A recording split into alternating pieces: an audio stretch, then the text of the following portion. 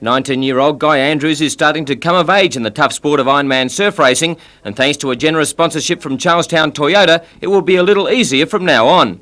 Up against 12 of the hottest pros, including Guy Leach, Trevor Hendy and co, Andrews had his greatest success to date with a stunning second in the Adelaide leg of the Uncle Toby series. That result has again lifted his confidence to new levels. It's starting to get up there with the big boys, and hopefully I can knock a few of them off next season. I've been training really hard for it, so there's no mental block there anymore, so I can go for it.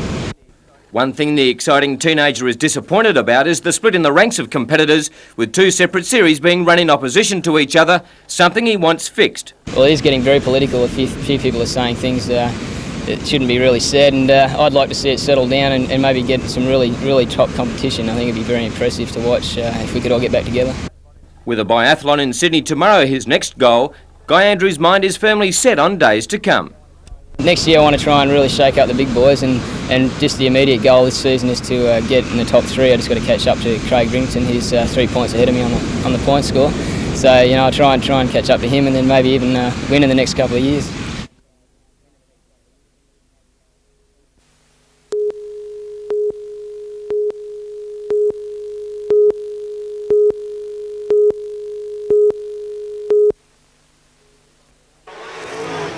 Despite a gallant effort by the Americans, an early deficit of 4 points could not be pegged back and was increased to 8 points by the completion of the 12-heat series.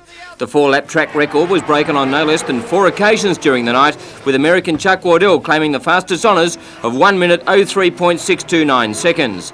The Aussie squad of John Pine, John Brown, Peter Garrett and Stu Robinson took the applause after the test win of 40 points to 32.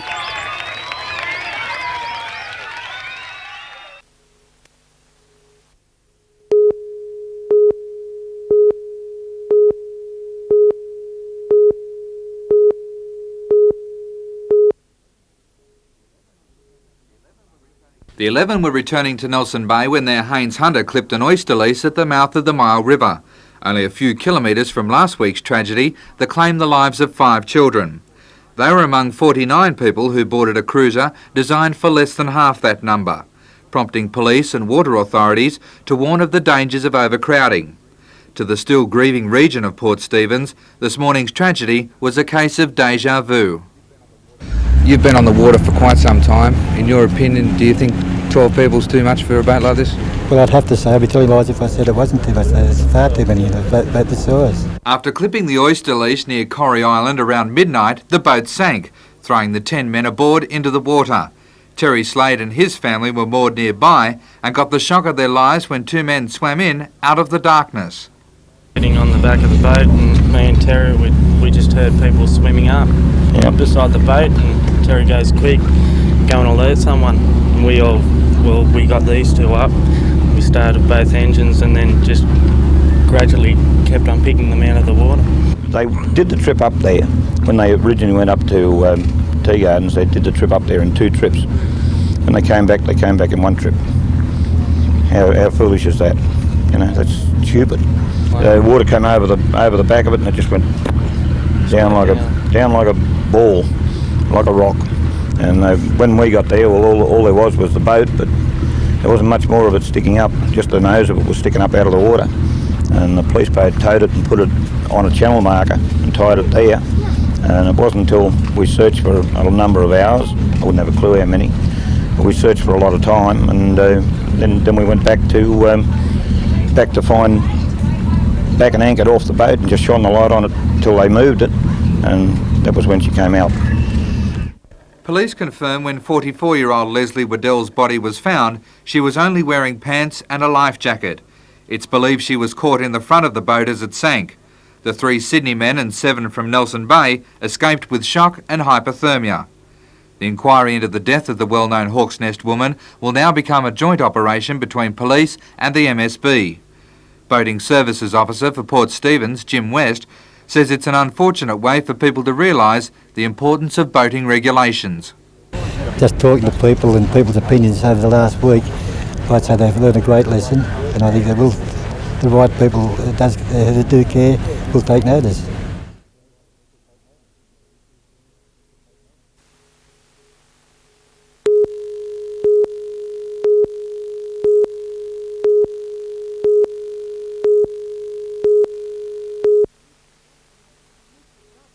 Amid the rubble, locals can still get a beer or a haircut in Beaumont Street, Hamilton, but sightseers aren't welcome. Police turned away a steady stream of visitors eager to catch a glimpse of the devastation. It was that curiosity that forced authorities to close Beaumont Street on Friday, only hours after it reopened. Each day more shops open their doors, but with customer access near impossible, business isn't booming. How many customers are you serving here? At the moment, only one. The locals who do get through the barriers are taking advantage of the quiet trading. I thought, I'll come up. Well, they're not too busy. Last Friday's chaotic and short-lived reopening has embittered many locals. The general consensus at Hamilton's Northern Star Hotel is that it all came too soon. And open up today week, but keep the visitors out with all their cameras taking photos of everything. Somebody else's misfortune, what they're looking at. We believe that the message from God is that new life will spring forth and we will go on as a community and we will continue and we will know God's blessing. Yesterday evening, hundreds of Hamilton residents lined the Beaumont Street barriers to attend a special commemorative service. The message from the 12 ministers of Hamilton's churches was that new life will follow the devastation.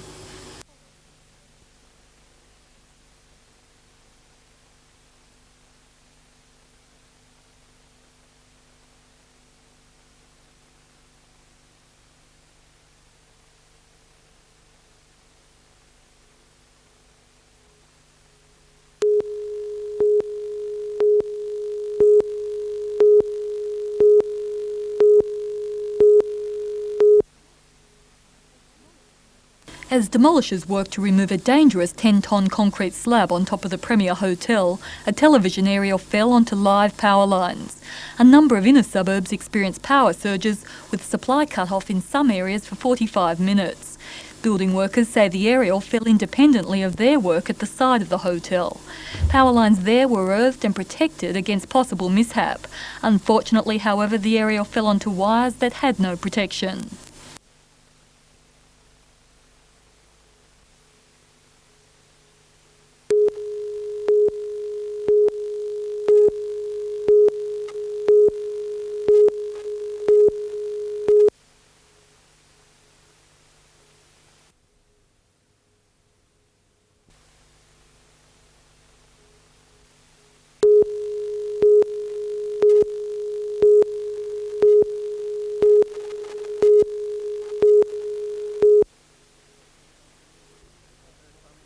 It was the first time in many years that a soccer ball had been knocked around the hallowed turf of the ISC, and it was a familiarisation for the players this evening. Ralph Mayer will be making a return to the ISC after a long absence, and he will be joined by Marshall Soper, Peter Murray, Darren Stewart, Gary Phillips and John Macquarie. Linking up with them will be Marconi's star striker David Lowe, who has the chance to push for Socceroo selection once more. I won't be thinking about that. I'll just do the normal things week to week, and you just hope for the best.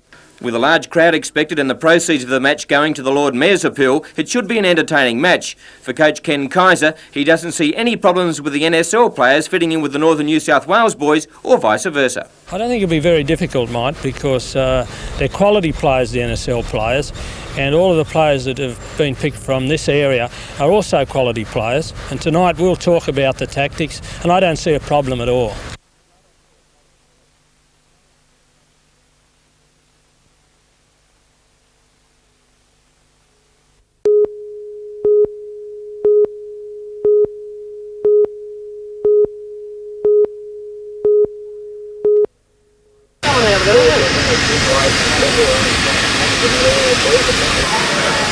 It's going to go until 2 o'clock, mate. We've got to 2 o'clock. Where it's cool there.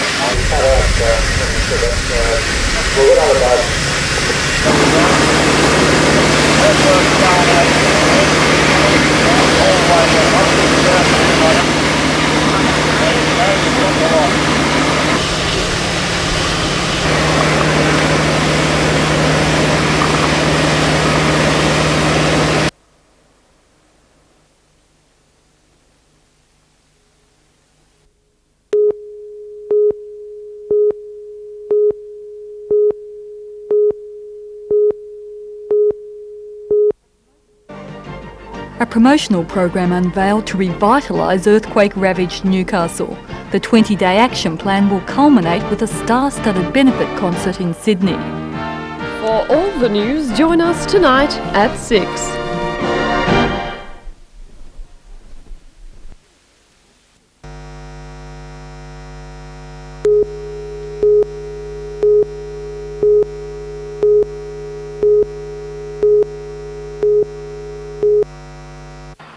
It was a quieter than usual day at the Gibson Street parking station, with only a sixth of the usual 400 cars using the facility. One reason could be that news of the reopening hasn't got around yet. Another could be that access roads are blocked, causing confusion. Entry is via Auckland Street into Gibson Street. Interior damage was confined to a lower ground wall, which has been reconstructed. But the lift well to the 11-storey building has cracks and is closed indefinitely. Opening times are as usual, but because the nearby Newcastle Workers Club is demolished, the car park will close earlier in keeping with office and shopping hours. The rebuilding of Hamilton is to receive a hurry-up, with Newcastle Council appointing a consultant to fast-track guidelines for the redevelopment of Bowman Street, worst affected in the earthquake. Under the scheme, building applications could be approved overnight instead of the usual 10 days or more. The planning consultants are to submit a draft plan to Council in a few weeks, suggesting ways to improve pedestrian areas, car parking and landscaping. Tomorrow, Hamilton will also have a temporary earthquake information centre in front of the police station in James Street, advising residents on building requirements and other earthquake-related information.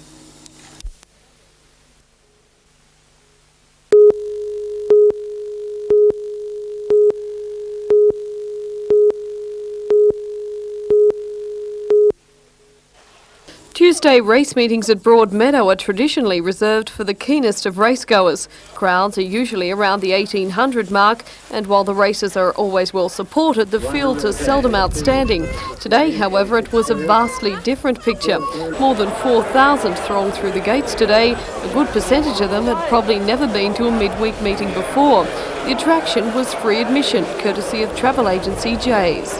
More the people that want to come and have a look.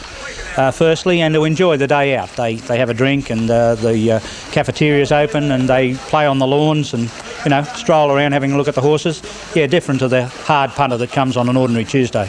Fashion too was rather varied today. There were some who jumped at the opportunity to sport the latest summer fashions, despite the brisk breeze which raced across the course all afternoon, while others elected to stick to the usual holiday garb.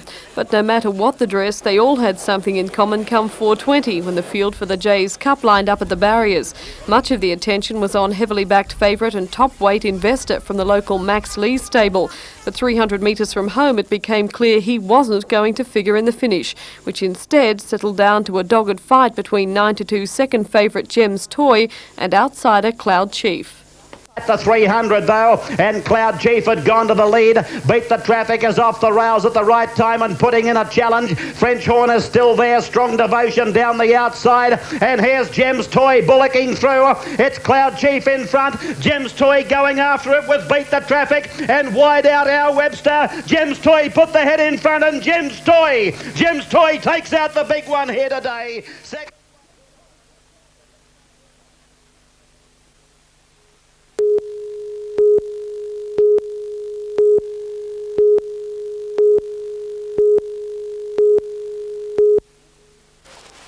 When the City Centre Action Committee was formed last year to rejuvenate the ailing Central Business District, there was no inkling of what was to come. Their original charter was to breathe life into a commercial centre falling behind regional shopping complexes. Now that job has been complicated by the earthquake, but undeterred, the committee believes the city can prosper from adversity. Today they met with local business and community leaders to coordinate an action plan. To hopefully breathe new life into a town that was shaken to its foundations, to enlighten the people in the region and outside, more importantly, the absentee landlords, the investors from Sydney and other areas and interstate, that Newcastle is alive and well and in a rejuvenation phase. The committee says that rejuvenation will start with the Remembrance and Thanksgiving service on January 19. The Governor-General, Prime Minister and Premier will join an anticipated 1,000 people at Christchurch Cathedral, firstly to honour those who died but to also pray for renewal. 1 week later, on the Australia Day weekend, a family picnic and concert on the foreshore and the Newcastle Regatta. And while it didn't work well prior to Christmas, retailers will give Sunday trading another go. This time David Jones will join in, a development shop owners hope will bring in the customers.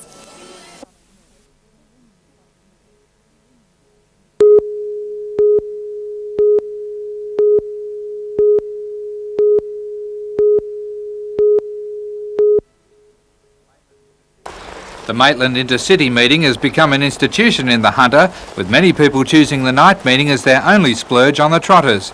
Williamtown trainer and driver Gerald Markey will have 2 runners in the Carlton $12,000 pace, Eagleton Power and our Chelsea Square. Eagleton Power has been placed 28 times from 78 starts and is a 6-year-old gelding with good odds in early betting. However, Monavale trained Twilight Time may have the wood on the local. He's only had a couple of runs for Chris Gleeson since coming from New Zealand and has performed admirably, and he did lead and win in the fastest time last week.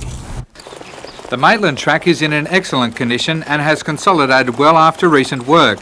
Organisers are confident the surface will hold together well, even if it does rain before Saturday. Many records could be broken in the 10-event program that gets underway at 6 o'clock.